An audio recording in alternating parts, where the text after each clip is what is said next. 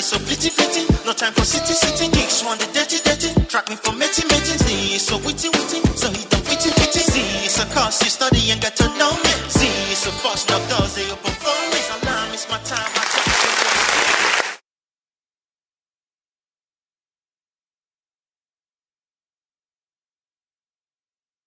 Big shout out to everybody listening. Tuned in to QSJRadio.com, home to the unsigned artist. Today's special guest is ZeXzy. I want to let you know that Mad La is about to take you behind the scenes of one of music's industry most intriguing talents. I'm your host, Traffic Light, and in this episode, we'll delve into the captivating journey of ZeXzy, the artist redefining the boundaries of music. ZeXzy is known, also known as Uwefu. Don't worry, he's going to correct me later. Williams. He isn't your typical musician. He's signed to Maple Grove Entertainment, and his visionary is also an artistry, transcends conventional norms. With his deeply layered vocals and boundary-pushing production, ZeXzy challenges our perception of music itself. As you heard, people would consider him kind of like, he's out there, he got them island vibes. But wait, there is more. Now based in the vibrant city of, I think he's in Brooklyn right now. ZeXzy's music is a testament to resilience and self-expression. His journey hasn't been easy. Losing his singing voice at 15 years old, plunged him into a battle with depression and anxiety. Yet from the depths of despair, he emerged stronger, using music as his medium for healing and storytelling. Please welcome him, and as we uncover the essence of ZeXzy, the artist who refuses to be confined by limitation. His story is one of triumph, inspiration, and transformative power of music. This is ZeXzy. ZeXzy, what's up? How are you doing? Thank you. Thank you. That was such a wonderful, wonderful intro with your homeboy ZeXzy right here on QSJ Radio. Let's go. Yo, bro, I'm gonna tell you, that was so sophisticating. But the thing is, it's kind of like exactly the vibe that you have been bringing. You go in there, people know you for a picture, and then they come and see you and they're like, oh, he's really about this picture. And then sometimes when you go to a place, no one knows you, you kind of take it over already. They can like, yo, he's in full like dress code, costume, gear, whatever, but it's not a costume for you, right? It's not a costume. Everything that you wear is something. So I want to go to a little bit. First of all, happy birthday, bro. Happy birthday. Belated birthday, right? Thank you, sir. Yo, I was so mad because we was like scheduled last week, and I basically had you on your birthday. And I was like, damn, man, I got him. But what'd you do to celebrate this year? What'd you do to celebrate? Yeah. Honestly, I was recording like one of my new jams. I'm going to feature somebody here in New York, but I'm not going to say the name. Because I felt like that would have been the best way for me to celebrate my birthday because, obviously I'm from Lagos. I have a sister in Buffalo. Okay. Most of my friends are in Buffalo, New York. But I don't have so many friends in the city. So I felt like what better way to celebrate my birthday than to make an iconic song that I'm going to look back on and say, oh, I'm going to world is saying, oh, this song has more than 5 billion streams. I'm going to be like, yeah, I recorded it on my birthday. Oh, yes, sir. So, that was, I chilled. I got a haircut from, my guy, Ricky, Spanish guy, great guy. He gives me the best haircut around here in Brooklyn. Then I came back to the room and ate something, you know, took a very nice nap, and then I had to hit the basement, do some recording. That was basically how I spent my birthday, and I really enjoyed it. So you basically was chilling. You basically was chilling, which is good. No hangovers, no drink. None of that. So, ZeXzy, you've been doing this a while, and this was a young age for you when not only you discovered this, but the family was starting to support this. Can you tell us a little bit about the first time that you knew you was going to be the guy on stage and start singing? Yeah, it was when I was in high school. And then I just got into what you Americans call senior high. But in Nigeria, we call it SS1. Yeah. Yeah, so that's senior secondary school one. So I joined the choir, and we used to sing songs like, from people like Brandy, and all of those songs, and back in class. But then in the choir, sing gospel songs like Franklin and all of that. So my choir mistress would come around, she would listen to the tone of my voice and then encourage me to sing better. And then I had to put in more work. So I started singing very well, and I started hitting high notes.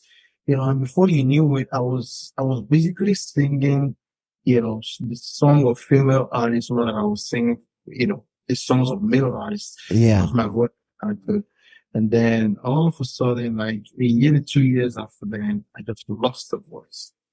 And then I had this condition called rhinitis. Yeah, it's a condition where, there are these two reddish stuff in your nose. We call them the turbinates. Mine overgrew and blocks the nose. Wow.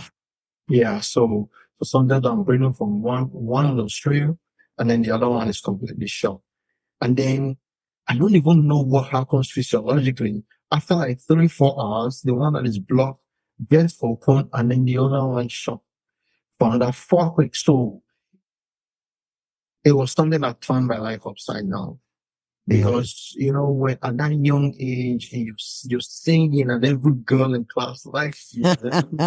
I feel you on that. Wow. And now all of a sudden it stops. Wow. Girls are like, okay, they take my bag and they put it close to them because they want to sit close to me. So to have that taken away from me was like, so, I'll go home and I tell my dad, look, I have this nasal issue. I think I need to see the doctor. And then I did a nasal surgery, to cut the long story short. I came out worse than I entered because the doctor just messed with my nose. It became more inflamed. All of the reddish cells became, bigger than they were before. So, and then he told me it was going to heal. It didn't heal. It got worse. I went back for another surgery 2 years after, and it was still just the same. So after that time, I felt like, okay, I think I better start accepting reality that, I may never be able to sing again as I used to. Then if I'm talking here, you barely can hear me, but my voice became so like baritone. And then, so I started to rap since I couldn't sing. Wow.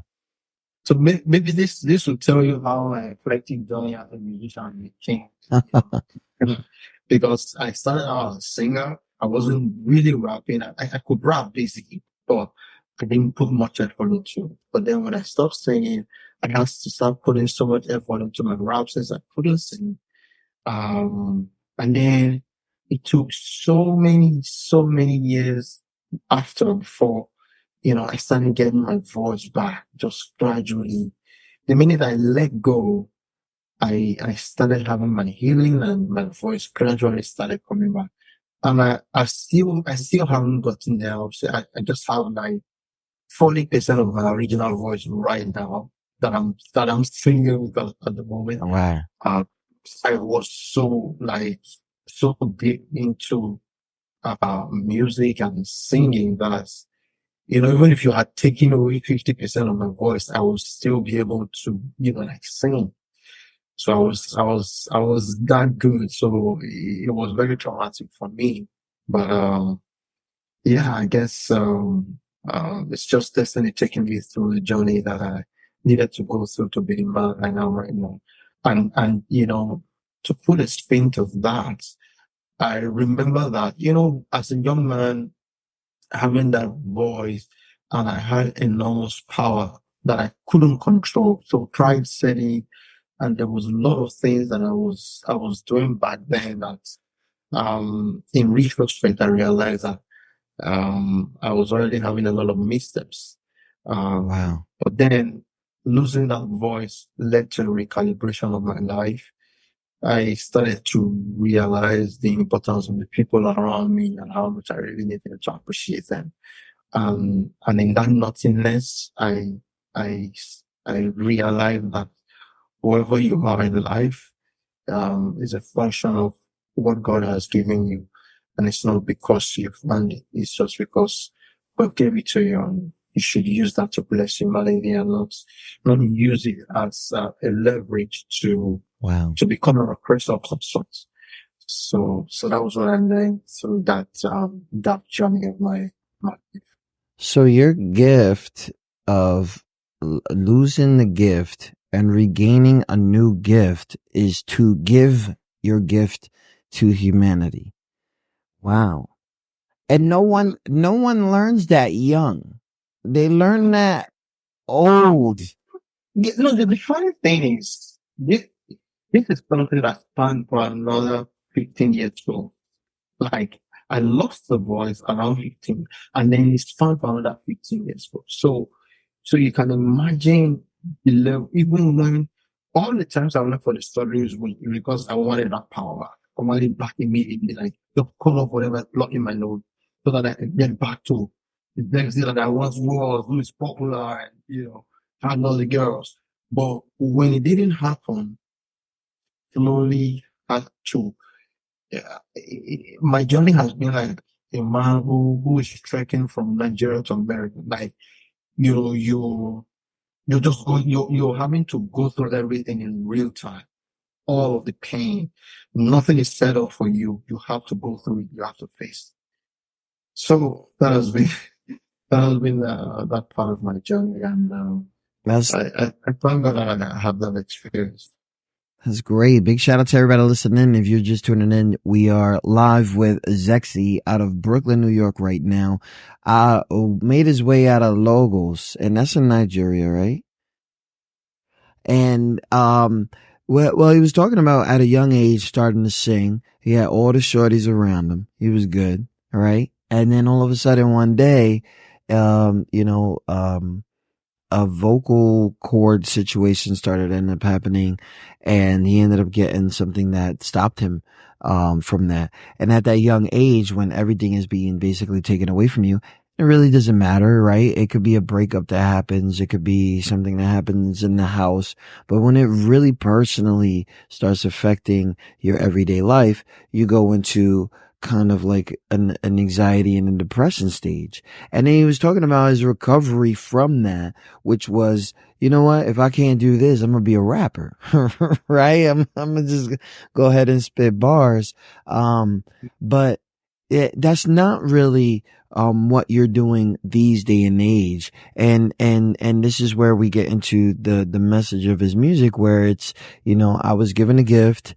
I probably looked at it crazy, and now I just want to go ahead and give a gift right back to humanity, and during the music and things like that. Because not only do you, and I want to talk about, how you guys signed, because, a lot of people get hooked up, or they know somebody, or there's a startup and things like that. And then there's somebody that actually comes, has these meetings to you, call you up and things like that, and think that they could do something for you. Because not only are you a signed artist to Maple Grove Entertainment, you also sell music. And I want to tell people in the way that selling music, because everybody's like, oh yeah, I'm a rapper too, I sell music. No, you actually write songs for people for purchase, right? That game that every rapper wants to be part of, you actually do. And we won't mention who you did any songs for, because this is a business everybody knows it's been happening for a long time, and anybody that has kind of that exclusive access, you know, people know that, you know, there's a lot of money involved in this. There's a lot of chances to get your name on legendary artists' hands. Um, but it's still a grind for you on another case. But this signing to Maple, and, you know, being taken serious from an entertainment group, it first of all is something amazing, because some people just hop on, they're signed to somebody and they find out they're just like a management team. It's not even a serious, but this is different, because Maple got people. They hit me up like they are taking care of you. And I hope that you see that. And I hope that, that is really happening. Because people have, their dark stories of what goes on behind the scenes. Not every day is good, and we know that, but signing to Maple Grove, because that's somebody else taking you serious, not just you. So how was that experience for you? And when did you know that it was serious? Yeah, it's been a wonderful experience with Maple Grove Entertainment, because okay, what happened was that I had a 9 to 5 job. Going to work every day was loathsome. I felt so sad. I was so depressed because, every day I know that there is a message inside of me that I want to share with the world, but I couldn't do that. And then, to make matters worse, I missed time at school. So, and then I studied both in university. So I got a job in a research institute for oil palm. Wow. So literally, yeah, my research institute was like in a village, in the state where I'm from in Nigeria. So you have to leave the town to really where you have the largest part of land with the tree. Yeah. You're doing research. So, everybody there is talking about something totally different with what aligns with my spirit. They're talking about science. They're talking about, oh, have you gotten your salary today? Every time I hear those things, it just reinforces the insecurities I had inside of me. Wow. About the fact that I didn't need to be there. So the turning point was when COVID happened. And there was mad protests in Nigeria. There was this guy that, I think there was this police brutality issue, and there was protests and all of that. Everybody was going crazy because there was lockdown and stuff. So every little thing had a spark. George Floyd was happening in America. Yeah. We had our own thing back in Nigeria. So I moved from Benin. I just took my bag, went to Benin because we were in work. So I went to Lagos. There was one of my songs titled Promised Man. It was a song from Nigeria. So I did like a viral video. I put it out there. And then that was when I did my first professional song, because there's this scheme called the Expert Entry Scheme that Canada does. I was already on that scheme to leave Nigeria as, like an expert. So my brother had already sent me money, because there's this stuff they call proof of fund, but there's an amount you need to have in your account before you can be qualified for that scheme. Wow. My brother already sent me the money, but then when COVID happened, I asked myself, if the world should end today, because everything was uncertain. If the world should end today, I'm going to ask you what you did with your gift of music. What are you saying? What are you going to tell me you did with that gift? And I couldn't answer that question. So that was how I went to the studio with that money. I paid the producer for that money, and then I did like my first really professional production, and then I shot the video from that money, and there was just a little left from that money. And then, I still had my fantasies about what music was from the outside, because I wasn't, like in mainstream. I went into marketing of music. And that marketing was such like a huge part of the entire deal. I thought you just needed a good song and it would blow up. So when I did the song, I did the video, I realized, oh man, the marketing, the little I've done with the the little that was left with money, I realized that it was going to take me nowhere. So I had to send the YouTube link of the video I did to my brother who was in Canada, who sent me the link. And, he played the song. I was like, whoa, this is a good song.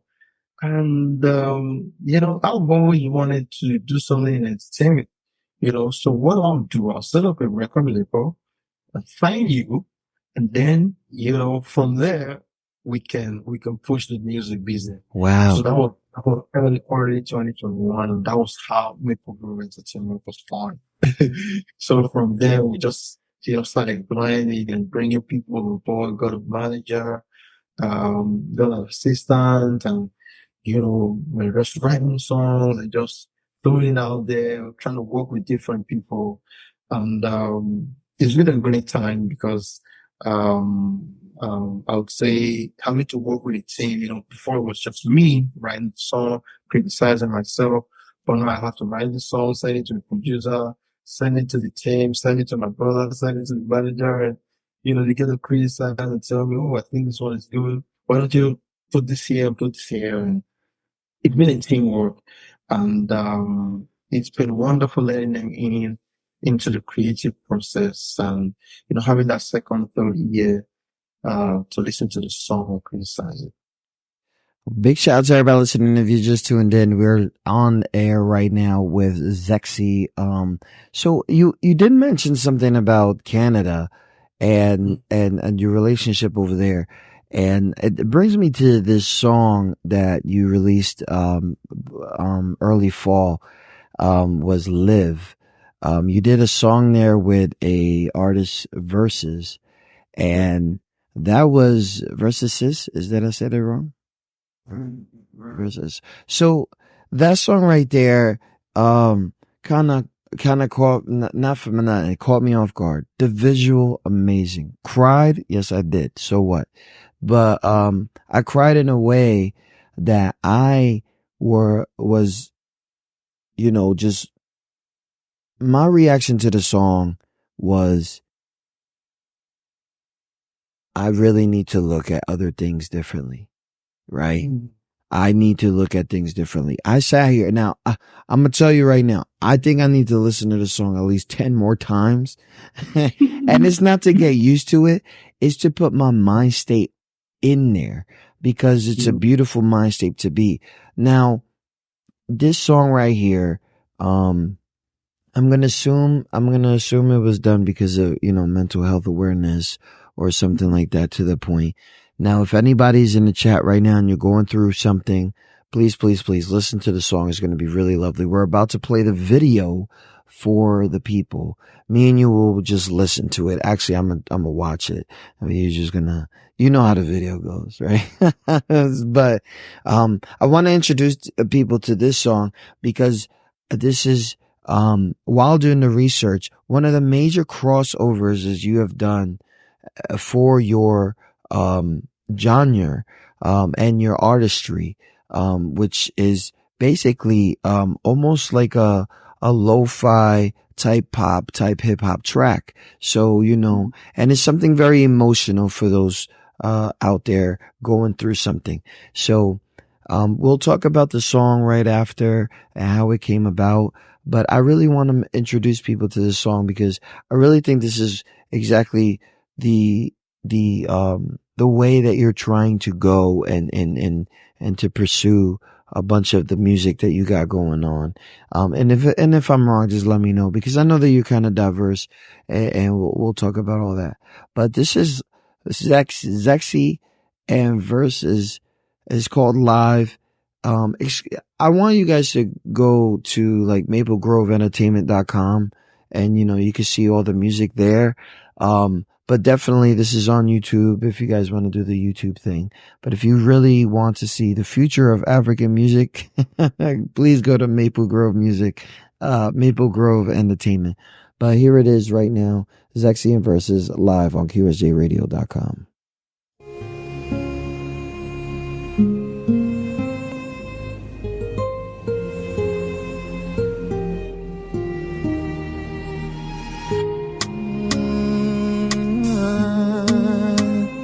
choose to live.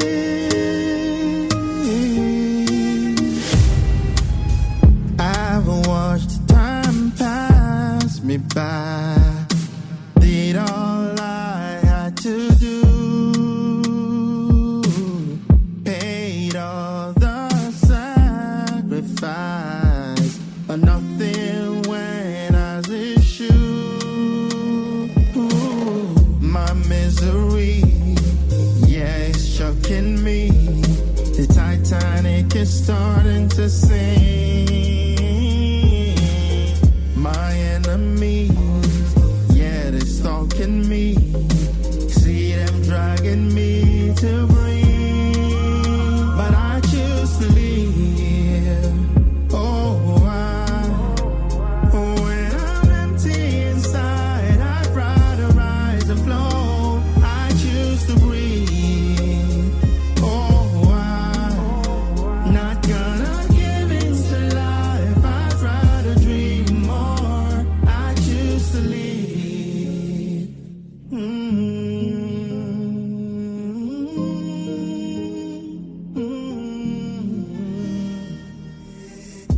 Yeah, I choose to live, refuse to give up, although I'm losing it. Confused and abused up inside this music business. Shout out to everybody listening. Tune in to QSJRadio.com. Home to the unsigned artists. But we got a Maple Grove signed artist in. Damn, listen. That has a lot. That has a lot. And some people, they probably can't handle half of that. Give me a second real quick. Okay, shut that off.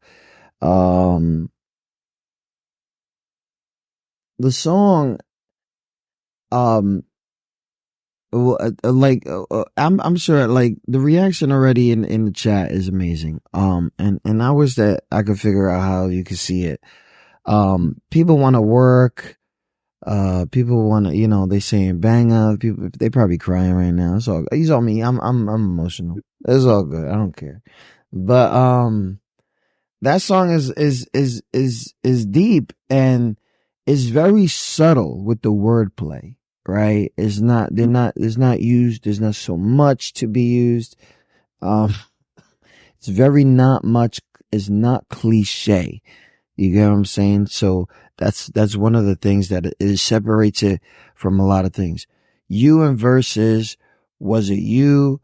Did you open a verse? What was going through to the mind state of not only like putting the song together, but when you go in and you see yourself in the video, I know you've been doing this for a long time, but I could see you in the video. You're like, people do not understand where this is coming from. Like, and you got the back, listen, I don't know who listen, that was freaking fire. And the message is clear, right? Mm-hmm. So how did this song come about, man? Cause man, this is amazing. Yeah, thank you. So, well, for me, my creative process is usually that when I have a message, it's just there in my subconscious. Sometimes it got thought of a song, even without hearing a beat. Sometimes I just hear a beat and then I kind of sing on the beat. So what happened that day, I was in my house in Lagos. I had my producer, he was in my house, we were working on the beat. And then I just found myself singing because I always wanted to do a song about mental health and what I've been through with my nasal issue and my voice blockage and all the depression I went through. So I wanted to do something positive. So as the beat was playing, I just started singing, I'm just a me. Oh,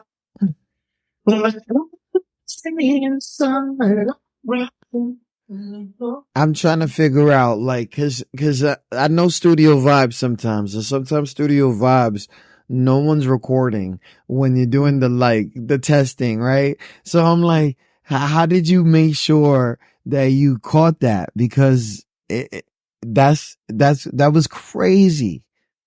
Yeah. So I started writing the song, And then I told my producer, I like this beat. So, he was making it for another song. So I told him, okay, let's create something for Lee. The title of the song is Lee because, on that song, I was telling people that in spite of everything, even if I'm empty inside, so rather than look at the negative of being empty, when you put something on water, if it's empty, it flows to the surface. That's why I use that line, like, when I'm empty inside, I'd rather rise and float. Yeah. So I started to put the words together, finished the song, and I felt like, okay, why don't we, like, there's a full version of the song. And this is just something that came up at the very brain when we're going to release the song. We're like, okay, and there's this Canadian rapper that my manager named Jamie.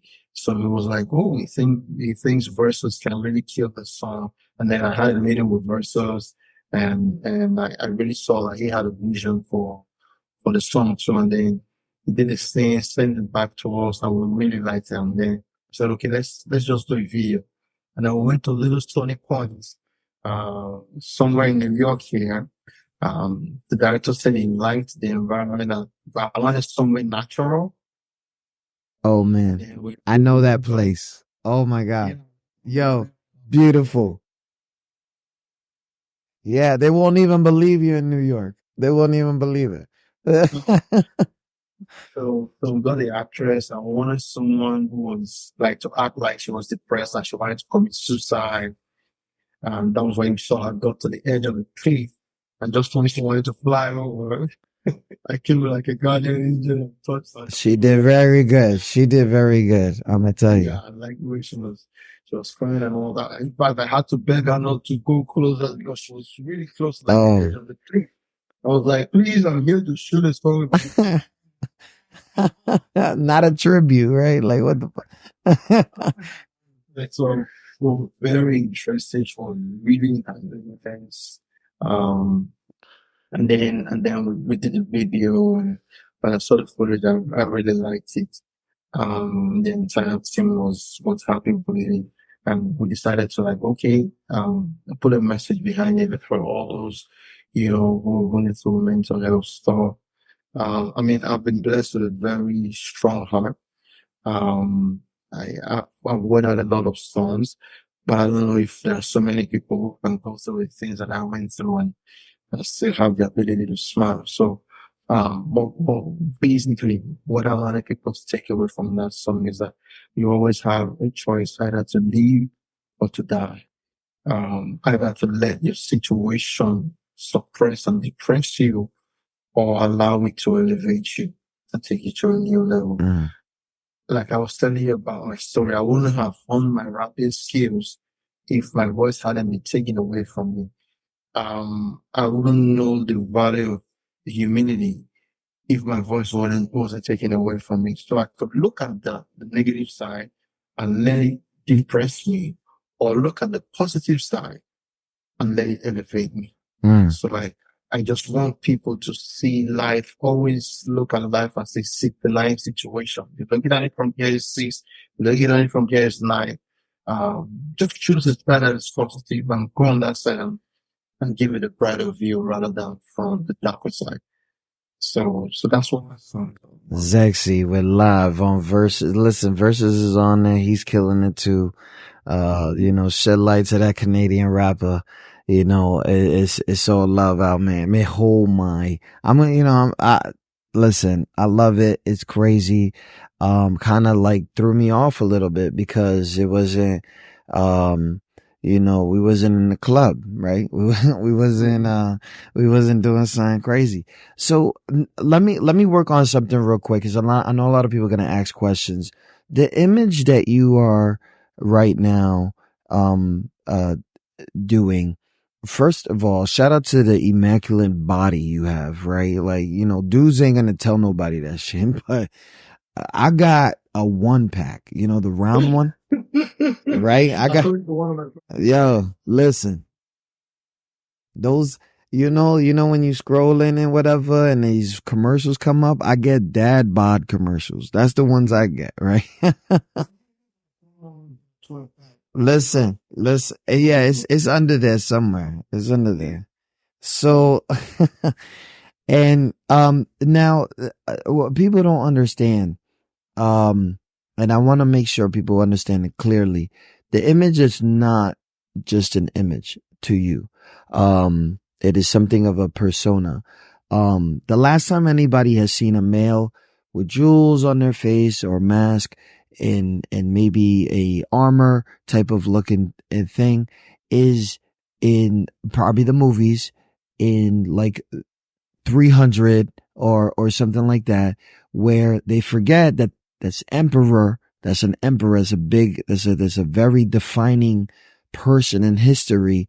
Now I don't know what those things are called, and I didn't have enough time to Google. So let me know, the persona that you chose for yourself, because man, it's working.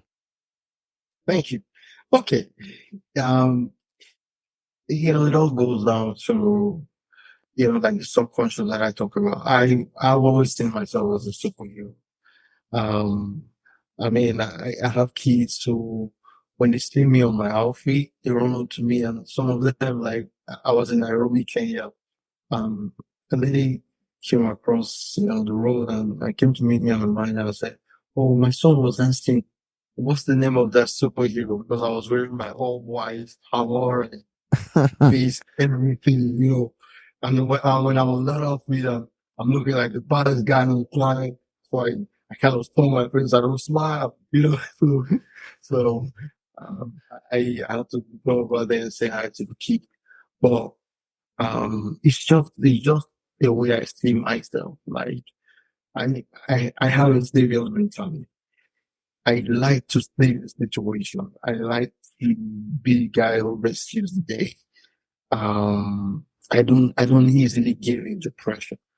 So all of those things kind of, make me want to appear that same way. I want to look fierce. I want to look like I could walk through fire and come out on the other side unscarred and all.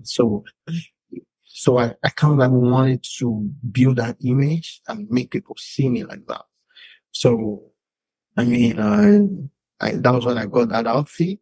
Um, I got the face gear and, just started putting all of the look together and got the white boots. And the first time I wore it out of my manager's house in Lagos, I mean, I had people, stopping and just bringing out camera phones just to film me. Yeah, So definitely. so I really liked it. Ever since then, I'm just trying to evolve the look, and try to, tweak one or two things here and there. So that's just it. I just see myself as a superhero, and I want to move down. Yo, okay. So let me tell you, there's a lot of saving that's needed in the world these days, right? So you got a tough job out there. And during doing it through music, it seems to be very, impactful. And I'm sure that you have so many stories of people giving them their feedback of what you have done for them in with your music.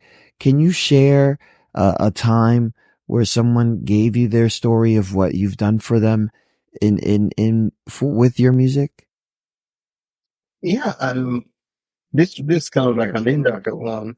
I remember Versus reaching out to me and told me like he had a friend who just hit him up and was like, was listening to the song and the song really ministered to him, and he was just thinking about all the things in life that he have been through and all that. Yeah, I've had people, send me DMs on Instagram just telling me how they feel about the music and how they really felt something. And then sometimes I go through comments across just different social media platforms, just to see how people feel. And it's quite elating to know that the message is cutting through and getting across to people. Like I usually would tell folks, um, no matter the amount of drugs you do, you still have to come back to reality to face your pressures. So I usually tell, because in the music business, a lot of people want to do drugs to get high. I usually tell them, no amount of drug can give you great songs. You just allow yourself into the music, allow yourself get inspired by whatever it is that you're feeling, and let it flow right out of you. So, I'm happy that, with the people that I work with, we inspire ourselves. They look up to me, I look up to them, but I don't fail to always let them know that no amount of drugs will take you out of your reality. You have to come back from that high to face it. So rather than get high and maybe OD or something, just face what it is and try to see how you can walk your way through, rather than trying to hide away from it. So that's pretty much what I want people to take away from the music, and I'm happy that they've been feeling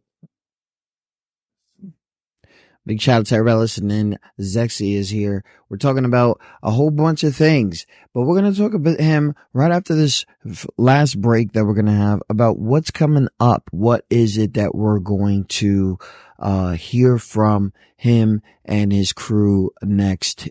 But I want to give a little bit, cause it's kind of Thursday, and I got this song Obsession that really took off on Spotify, really took off on all music platforms basically, and gave you kind of like almost like leverage in the music industry. This is a feature also with Natasha Gartner, right? Yeah. And, this is really did a lot for you. And we'll talk about it right here after this break on QSJRadio.com.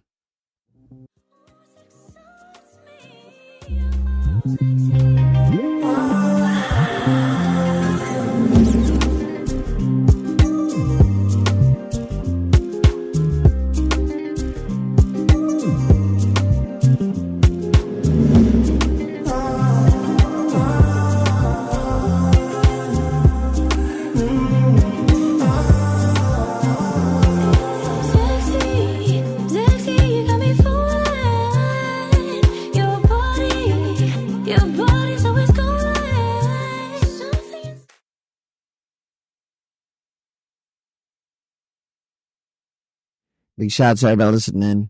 Obsession. You can find that on that Spotify. It's almost at 1 million. Oh, I'm so proud of you for that. I'm so proud of you for that.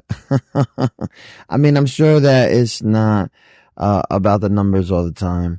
But in this industry, you gotta look at them. How is the song responding and things like that. Knowing that song went ahead and took off and, is not one of so many songs that, basically has been taking, your name all over the world. And not only that, you're bringing a bunch of people with you. You're bringing a lot of features, a lot of great artists, with you. That song went ahead and broke you into a world where now they understand, like, where's it coming from? And if for people who are not understanding, ZeXzy is a rapper, and he's also a singer, and he's also a writer and all that. And those are kind of the displays that we've been showing here, where people are not realizing the diversity in the artistry. Obsession, it took off. How the hell did you feel about that? Cause I know that was crazy. Yeah, it was beautiful. I remember when I got the song, and I always wanted to do something sexy and something just to put people in that haze where they're feeling kind of like, very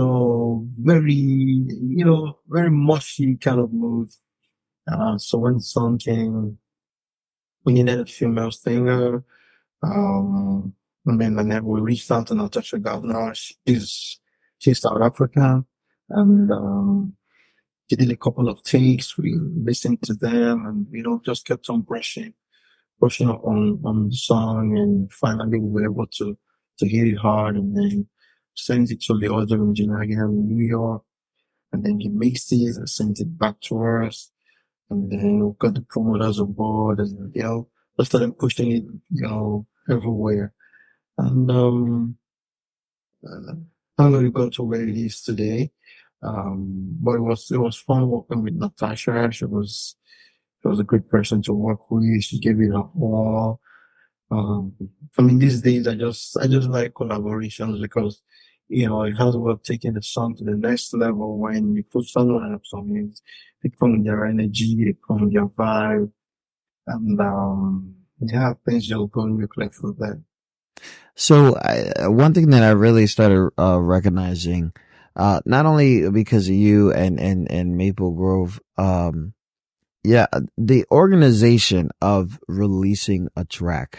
A lot of people come out with a track and they're not even looking at it. They're not like, maybe we should go back, and mix it, blah, blah.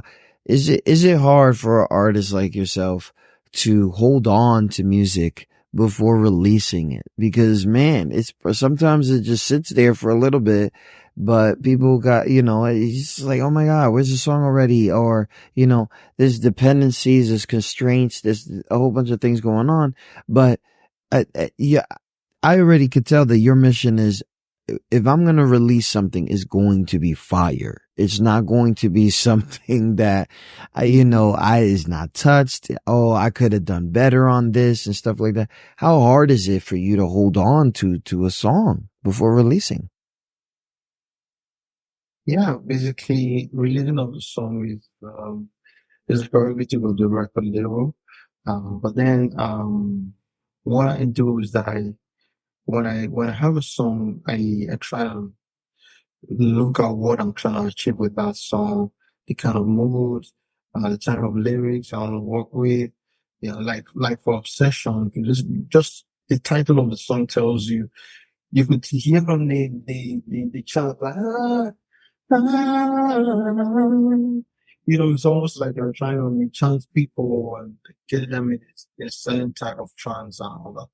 So the title of the song, the mood, just tells me the texture of voice and the way I'm going to approach that song. If I'm going to approach it in an aggressive way, I'm going to take it mellow. So, and then when I've been able to achieve the mood and texture and all of those things I want to put in the song, then I know that, okay, it's about to leave my hands. So, whoever is mixing and mastering, that person does this thing. We give it a couple of reviews and I'll just keep listening and do more mixes and, drop this volume here and raise the bars and drop the cymbal and, all of those sounds that make up the music, and we just keep balancing everything. And when we think we've gotten the right balance from what we can hear, we go ahead to master the song. And if it's something that we think is, right for the market at that time, we put it out there. So that's basically, if we think, it's something that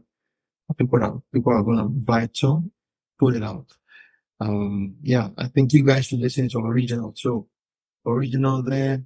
Yeah. When I went cool West Indies, I was doing my Jamaican thing, and, so I like taking on these different personalities. Like I said, I'm an eclectic musician. I'm not type of one genre, I rap, I sing. I'm working on an album right now, and it's titled Every Sound. So it's gonna go down as the most eclectic album in the world. Wow. So R&B, rock and roll, rap, country music, reggae, dancehall, Afrobeat, high life, name it, all popular genres, orchestra, jazz.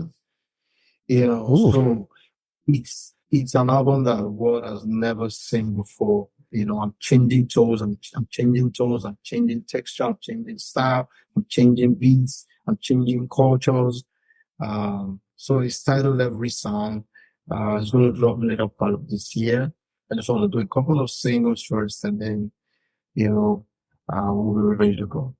Oh man, I'm going to be following that. You know what I mean? There's going to be exclusives out here. Big shout out to everybody listening in. So you know, and I know you just talked about how the album is coming. Spring is here in you know, Northern Hemisphere.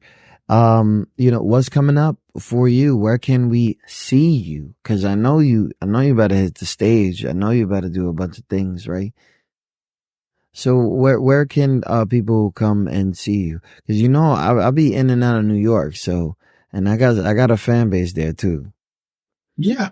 We're working on, we're basically just doing the album right now. Okay. I haven't really started touring it. Yeah, do one or two shows here and there, but I haven't really like gotten into the tour mode yet. So when we get this album out, I mean, this album has like 25 tracks. Oof. World tour right there. There you go. Yeah, because we're trying to stick to the theme of the album, which is every sound. I mean, I have like 6 Afrobeat songs, and then I had to do like 2 country music. I had to do 1 folk music. I had to do a pop song. I had to do an R&B song. And then all of these genres, you could have 2, 3 songs, and so I'm trying to just get the album together because that's how I want the world to see me. As someone who can break boundaries, as someone who has no limitation. That's just what I'm about. And I want people to believe in themselves and see themselves as people who don't have limitations. That's the mode I'm in right now. Album mode, hopefully, when I'm ready to tour, I should be able to come on QSJ Radio. Oh, definitely. Definitely. Definitely. Let me know. I'll put it everywhere I can help. So, one more question before I let you go. And I do really appreciate you taking the time to talk to us, letting us know the story from the young days, being very, very transparent. Like, yo, I lost all my shorties. Like, let's get serious.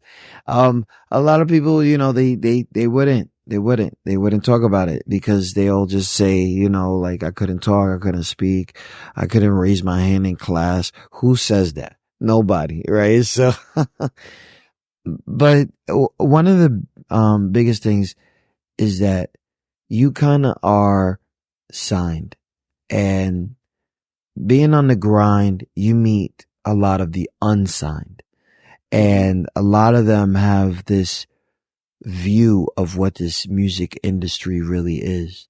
And some of it could be the same, and some of it is different. And it's very different because when you have a team around you, you know something positive is going to come out, and something is going to happen great when everybody's in the same page. But when you meet those unsigned guys, especially the people that have talent, they're going in and things like that, what are some of the advice that you would try to give them if you ever had the chance to, or if you can? What kind of advice would you give a new aspiring artist on their journey? Yeah, I'll tell them to put themselves out there. Thank God for social media that is basically giving everyone a shot at fame. So if you can put yourself out there, try to get people to listen to your music. It's not easy, but maybe run some ads on some of your content that you think are nice. Send them to record labels and get them to listen to you. Because in this game without funding, where it's very hard to do it all and stuff. So you're certainly gonna need, no matter how independent you are, at some point you're gonna need a team, and a team needs money to function, which a record label can get you. So yeah, just put yourself out there, get more social savvy, go to shows, on paid shows, and show them your talent. There is somebody in the crowd that's listening. Now want to invest in your career. So, no holds barred. If you're a good songwriter, write for the artist. Don't put so much. I have some guys that I used to know that would, you're not blown yet. People don't know you. I keep telling people, you're a brand. Yeah, everyone is a brand. But then you need to do some things right now. You cannot be calling yourself, you want to compare yourself with Drake right now. Yes, there are things Drake doesn't need to do because it's blown. There are things that the Bad Bunny doesn't need to do because it's blown.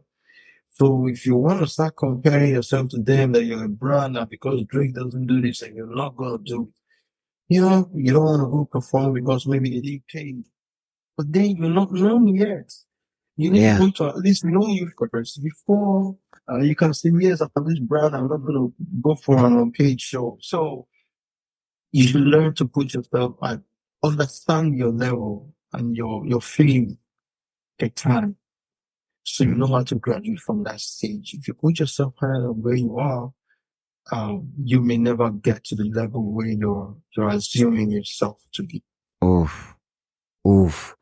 I really appreciate that because I get the cliche, stay to yourself, do this, do that. But in reality, a lot of unsigned artists really need to understand you're not paid enough. You're not big enough to try to put yourself in a position where you should be. It is good to think that way about yourself. But if you don't have hundreds of thousands of millions of views going on and you can't prove that and you can't bring 200, 300 people to a venue, you might want to shut up and just take the opportunity for what it is. It's not about hate. It's not about knowing your value. You have to know what your value is right now. And if your value is $5 and you can't flip that, you know what I mean? Like, you need to shut up.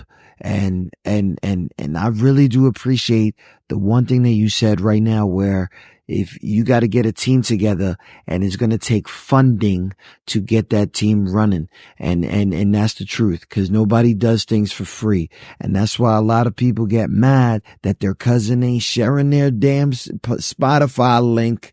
And you getting mad because mommy didn't show, you getting mad because we're supposed to be peoples and I didn't. Shut up. You a $5 rapper. You know what I'm saying? And you owe me those $5. You know what I mean? Mm-hmm. Big shout out to everybody listening, tuning in to QSJRadio.com. ZeXzy, it's been amazing having you on here, talking to us, chilling. We showed the video. We're going to end it on that ZeXzy. ZeXzy is available out right now, people, on all streaming platforms. Please go ahead and stream that. And ZeXzy, whenever that, your peoples call me. Yo, do that. Really big on me. Like, I enjoy the energy right here. I've done a lot of interviews, but this one right here, top notch, professional, lovely. Everything is just great energy. I really appreciate opportunity to be on your platform and share my story. I wish you more blessings, more greater heights. I make sure it's the radio.com. Top. Yo, good looking now, bro. Yo, good looking now, ZeXzy. Make sure you guys follow them. And if you guys can't find them at maplegroveentertainment.com. Stop playing. Big shout out to everybody listening. So on my social media platforms, Instagram at Mr. ZeXzy, MROZEXZY, Facebook, ZEXZY, TikTok, MROZEXZY. Oh yeah, I'm gonna follow you on TikTok today. Let's go. Let's do that. All right, ZeXzy. This is ZeXzy. You guys go stream that. ZeXzy, we'll talk to each other later, okay, fam? Go get some water. We'll talk soon.